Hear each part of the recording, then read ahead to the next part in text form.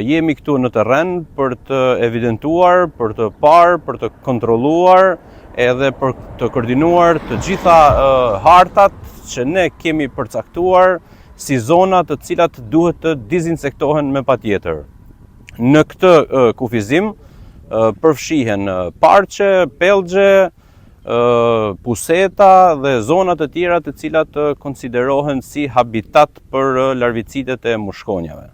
Procedura e cila sapo ka startuar, e cila konvergon edhe me kushtet atmosferike të temperaturës, ekipi i NJVKSH-s bën përcaktimin duke shikuar nëse larvicidet kanë filluar që të japin shenjat e tyra të para, e më pastaj menjëherë njoftohet kontraktori për të ardhur dhe për të bërë dezinsektimin.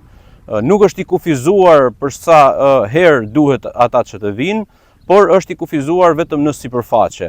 Për territorin e Lezhës janë të kontraktuara rreth 8 hektar sipërfaqe, të cilat duhet të dezinsektohen her pas here sipas nevojës edhe përcaktimeve që bën grupi i punës i ngritur vetëm për këtë qëllim. Në këtë fazë grupi i punës monitoron kompaninë kontraktuese, e cila do të bëjë dezinsektimin sipas hartave të cilat janë evidentuar nga stafi i NJVKSH-s për të bërë këtë dezinsektim.